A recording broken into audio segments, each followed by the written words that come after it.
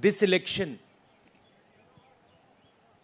is about those who are trying to destroy the Constitution and destroy democracy in this country versus those who are trying to protect the Constitution and protect democracy in this country. We do believe that it is very important, once this fight is won, that we look after the interests of the vast majority of our people, that India is not run for 2 or 3 large conglomerates, large businesses, that it is run for the vast majority of people, that we are not a nation of monopolies, we are a nation where there is fair competition among businesses.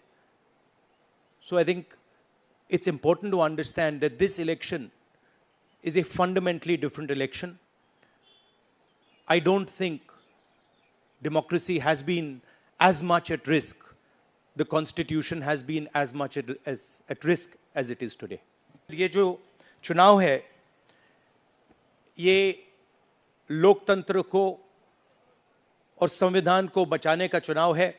एक तरफ NDA Narendra Modi ji जो constitution पर आक्रमण कर रहे हैं, लोकतंत्र पर आक्रमण कर रहे हैं, इंस्टीट्यूशंस को कैप्चर कर रहे हैं, और दूसरी तरफ इंडिया अलायंस जो कॉन्स्टिट्यूशन की रक्षा करता है, लोकतंत्र की रक्षा करता है. तो ये चुनाव इन दोनों फोर्सेस के बीच में है. मेरा सवाल राहुल जी आपसे है. राहुल जी, सवाल आपसे ये है कि 2014 में जैसे ही मोदी सरकार आई थी, आपने एक बयान दिया था और आपने ये कहा था कि देखते जाइए धीरे धीरे कॉन्स्टिट्यूशनल इंस्टीट्यूशंस जितने भी हैं देश पे, उस पे आरएसएस और बीजेपी का कब्जा हो जाएगा. अब आप ये कह रहे हैं कि हो चुका है और आप कह रहे हैं कि हम कानून भी लाएंगे. क्या आपको ऐसा नहीं लगता राहुल जी कि ये जब आप करेंगे तब बीजेपी आपके ऊपर ये आरोप लगाएगी कि चूंकि केसेस जो है या पूछताछ विपक्ष के नेताओं से ज्यादा हुई, इसलिए ये प्रतिक्रिया में लाया गया रिएक्शनरी लॉज अमेंडमेंट होंगे? ये सबसे पहले ये समझना होगा कि हिंदुस्तान के राजनीतिक स्ट्रक्चर में हो क्या रहा है. आरएसएस ने और बीजेपी ने और खासतौर से नरेंद्र मोदी जी ने जो स्ट्रैटेजी बनाई है, उसका फाउंडेशन क्या है, उसकी नींव क्या है, सबसे पहले यह समझना है. नरेंद्र मोदी जी ने जैसे अदानी जी की मोनोपोली है पोर्ट्स पर, इंफ्रास्ट्रक्चर पर, डिफेंस में, वैसे नरेंद्र मोदी जी ने पॉलिटिकल फाइनेंस की मोनोपोली बनाई है. कैसे बनाई है? ED, CBI, income tax department का प्रयोग करके. अगर आप बॉन्ड स्कीम्स को देखें तो उसमें साफ दिख जाता है कि नरेंद्र मोदी जी ने, बीजेपी ने एक प्रकार से पॉलिटिकल फंडिंग एक्सटॉर्शन से, धमकी से, प्रेशर से बनाई है. खारगे जी ने कहा जो भी भ्रष्ट हैं वो सब बीजेपी में जा रहे हैं. उसका कारण है क्योंकि नरेंद्र मोदी जी चाहते हैं कि पॉलिटिकल फाइनेंस की मोनोपोली उनके हाथों में हो. अब हमारे बैंक अकाउंट बंद कर दिए, हमारे पास ओरिजिनल रास्ता जो था वही हमारा रास्ता है. हम जनता के साथ जाकर मिलकर उनके लिए लड़ते हैं. ये जो मैनिफेस्टो बना है, ये मैनिफेस्टो कांग्रेस पार्टी ने नहीं बनाया है. ये मैनिफेस्टो हिंदुस्तान की जनता ने बनाया है. हमने सिर्फ इसको लिखा है, ठीक है, और हमने सिर्फ इसको लिखा है। जो किसानों ने हमें बताया, खारगे जी को बताया, मुझे बताया, बाकी नेताओं को बताया, वो हमने लिखा है। चाहे वो रोजगार की बात हो, चाहे वो कॉन्ट्रैक्ट लेबर की बात हो,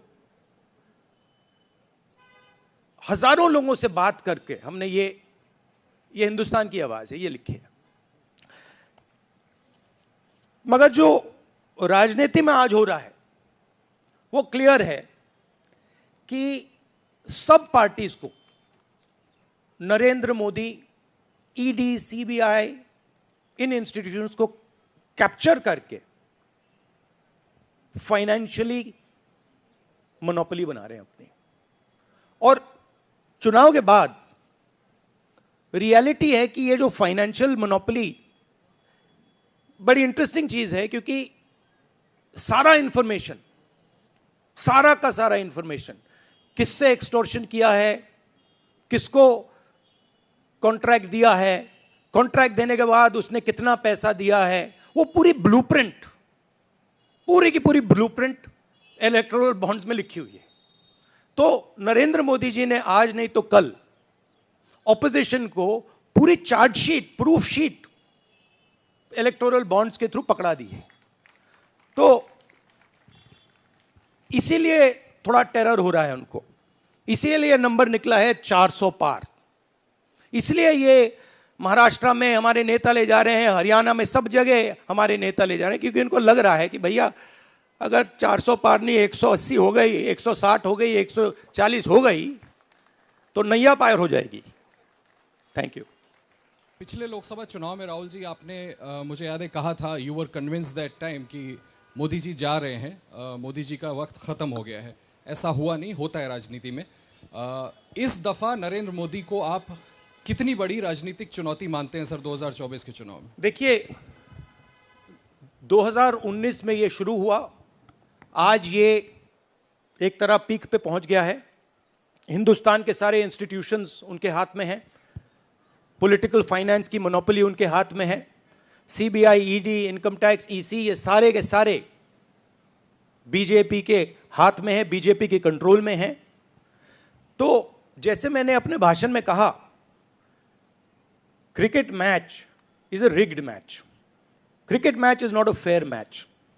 उसमें चाहे सोशल मीडिया की बात करें, आप हमारे नेताओं के, ऑपोजिशन नेताओं के सोशल मीडिया देख लीजिए, मेरा यूट्यूब देख लीजिए, मेरा फेस टाइम देख लीजिए, फेसबुक देख लीजिए, इंस्टाग्राम देख लीजिए, तो ये सारा का सारा स्ट्रक्चर कंट्रोल्ड है, रिग्ड है। इसलिए बहुत जरूरी है कि जनता इस बात को समझे कि ये नॉर्मल चुनाव नहीं है, ये लोकतंत्र को बचाने का, संविधान को बचाने का चुनाव है, और इसको लड़ना और जीतना बहुत जरूरी है। ये चुनाव 2-3%, 5% और बाकी हिंदुस्तान के बीच में चुनाव है, और जो बाकी हिंदुस्तान चाहता है वो इस मैनिफेस्टो में है, और जो 2% चाहता है, जो अदानी जी चाहते हैं, वो आप उनका मैनिफेस्टो देख लीजिए, आपको पता लग जाएगा, उसमें उनकी रिक्वेस्ट लिस्ट पूरी की पूरी आपको मिल जाएगी।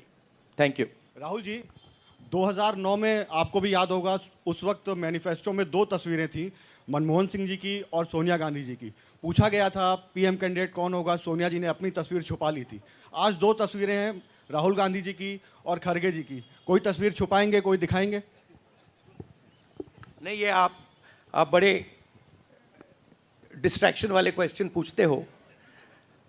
देखिए, इंडिया गठबंधन में डिसीजन लिया गया है कि हम मिलकर एक साथ आइडियोलॉजिकल चुनाव लड़ रहे हैं। चुनाव जीतने के बाद लीडर कौन होगा, प्राइम मिनिस्टर कौन होगा, वो पूरा का पूरा जो कोलिशन है वो मिलकर डिसाइड करेगा। Vanakkam.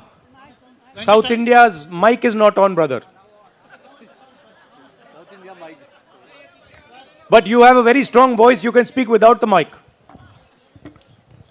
Sir, Vanakkam. Vanakkam.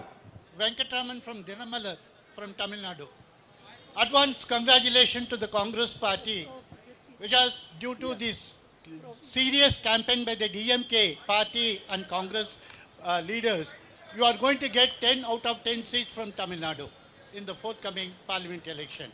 Do you think the same trend will you expect from the across the country? Well, you know, I'm not a soothsayer. Unlike many political commentators, I can't predict the future. But what I'm confident of is that this is a much closer election than is being propagated by the media. It is a close election, and we are going to fight an excellent election, and we are going to win the election. Thank you. Please do remember one thing. Please do remember that there was a similar feeling being generated by the press when Mr. Vajpayee was Prime Minister. There was the India Shining campaign.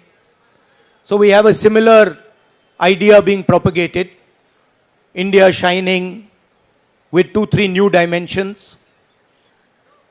International dimension, all sorts of new dimensions. Full support by the monopolists in the country. But do remember what happened to the India Shining campaign, and do remember who won that campaign. Thank you.